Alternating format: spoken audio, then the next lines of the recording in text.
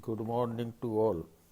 Dr. Madhusudan Agrawal, Associate Professor, Government Commerce College, Kota. Today we will study deduction from gross total income. We have already learned that all heads of taxable income added, that is called gross total income or GTI. After we get GTI, assessee can be availed some deductions from GTI. As we have seen earlier, Section 10 exempts certain incomes. जो section 10 है income tax act का, उसमें कुछ income को exempt किया गया है। तो जो एग्जेम्प्ट इनकम है वो जीटीआई में शामिल नहीं होती। Such income are excluded from gross total income and do not enter the computation process at all. तो जो एग्जेम्प्टेड इनकम है वो इसमें शामिल नहीं होती है जीटीआई के अंतर्गत। On the other hand, Chapter 6 of Income Tax Act contains deduction from GTI. जो Chapter 6 में कुछ डिडक्शन दिए गए हैं जो GTI मतलब ग्रॉस टोटल इनकम में से मिलेंगे। The important point to be noted here is that if there is a no gross total income, then no deduction will be permissible. This chapter contains deduction in respect of certain payments. कुछ payment निश्चित हैं जिनके करने पे deduction मिलेगा gross total income में। Deduction in respect of certain incomes, कुछ income भी निश्चित हैं जो होंगी करदाता को, उसके डिडक्शन मिलेगा। Deduction in respect of other income, certain income के अलावा कुछ अदर इनकम भी हैं जिनका डिडक्शन मिलेगा। एंड लास्ट हमने क्वालिफाई किया है अदर डिडक्शन, कुछ ऐसे डिडक्शन जो इन तीन के अंतर्गत कवर नहीं होंगे, अदर डिडक्शन में लेके उनको शामिल किया जाएगा। Today we will study deduction in respect of payments. जो सर्टेन पेमेंट्स हैं उनके संबंध में जो डिडक्शन दिया जाएगा उनका अध्ययन आज अपन करेंगे, जिसमें सबसे ज़्यादा पॉपुलर जो डिडक्शन है, मोस्ट पॉपुलर जो डिडक्शन है वो सेक्शन 80C का है। आपने सभी के से सुनते हैं जब भी इनकम टैक्स की बात आती है तो सेक्शन 80C की बात ज़रूर आती है। तो सेक्शन 80C के लिए जो एलिजिबल एसएसी है इंडिविजुअल और एचयूएफ है। 80C का जो डिडक्शन है केवल इंडिविजुअल और एचयूएफ को ही मिलता है। कहने का मतलब है एक फार्म एसएसी है, कंपनी एसएसी है, कोऑपरेटिव सोसाइटी एसएसी है, एओपी है, बॉडी ऑफ इंडिविजुअल है, इनको ये नहीं मिलता। केवल मात्र इंडिविजुअल और एचयूएफ को ये डिडक्शन मिलता है। तो और इसकी लिमिट भी निश्चित है। परमिशेबल डिडक्शन है जो जीटीआई में मिलेगा वो मैक्सिमम 1,50,000 का मिलेगा। यदि जो करदाता है एक्सीड करता है लिमिट को, ज़्यादा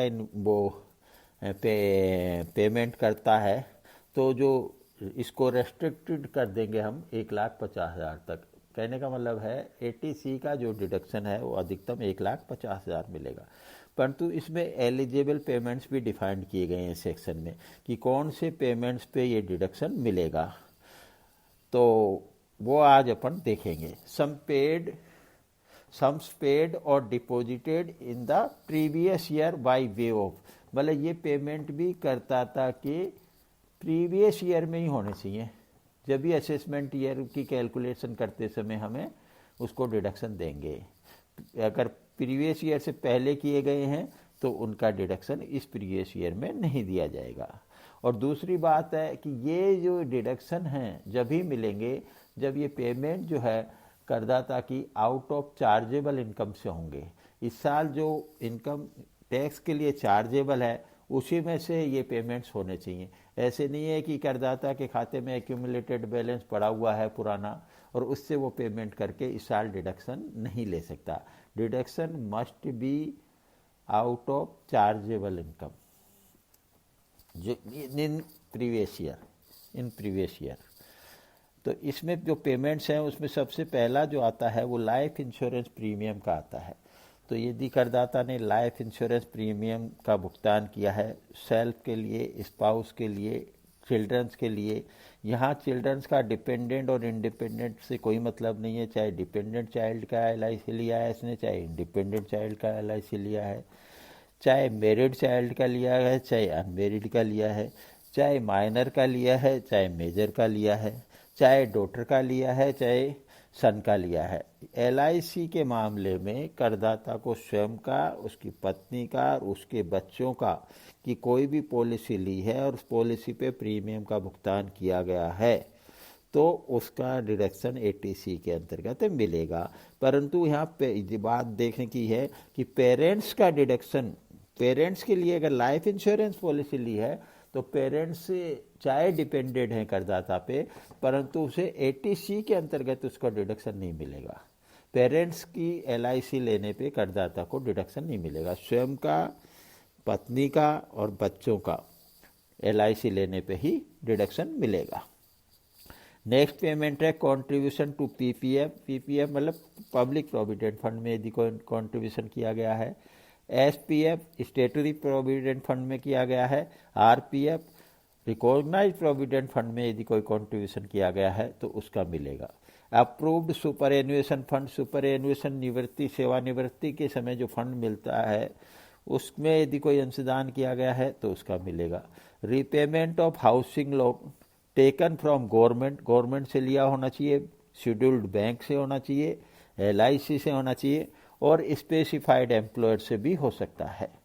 tuition fees to any Indian university, college, school for full time education of any 2 children, full time education के लिए करदाता ने अपने बच्चों के लिए कोई भी ट्यूशन फी का भुगतान किया गया है तो उसका डिडक्शन उसे मिल सकता है ATC के अंदर। परंतु यहाँ एक बात ध्यान देखने की है कि ये मैक्सिमम डिडक्शन जो है 2 चिल्ड्रन के लिए ही मिलेगा। यदि करदाता के 2 से अधिक चिल्ड्रन हैं और सबकी ट्यूशन फीस देता है तो वो मैक्सिमम 2 बच्चों की जो अधिकतम ट्यूशन फीस बनती है उसका डिडक्शन ले सकता है। Term deposit for a fixed period of not less than 5 years with schedule bank, यदि शेड्यूल बैंक में कोई वो टर्म डिपॉजिट कराता है तो वो कम से कम 5 साल की होनी चाहिए, जब भी वो टैक्स सेविंग के अंतर्गत कवर होंगी। Subscription to notified bonds of NABARD, NABARD के यदि कोई से नोटिफाइड बॉन्ड्स लेता है वो भी इसमें कवर हो जाएंगे। 5 year post office time deposit भी इसमें आ जाती है। Senior citizen saving scheme accounts etcetera, senior citizen का कोई सेविंग अकाउंट स्कीम के अंतर्गत खाता खुला हुआ है बैंक में वो भी इसके अंतर्गत आ जाएगा। Contribution by central government employees to additional account of NPS national pension systems refer to the under section 80CCD, 80CCD के अंतर्गत जो NPS है उसमें जो कंट्रीब्यूशन सरकार देती है वो भी इसके अंतर्गत शामिल होगा। परंतु यहाँ सब बात देखने की है, इसमें सुकन्या समृद्धि योजना भी शामिल की गई है, ये सब बात देखनी है। परंतु इन सब का डिडक्शन का जो टोटल होगा वो 1,50,000 तक ही मिलेगा। थैंक यू, जय हिंद।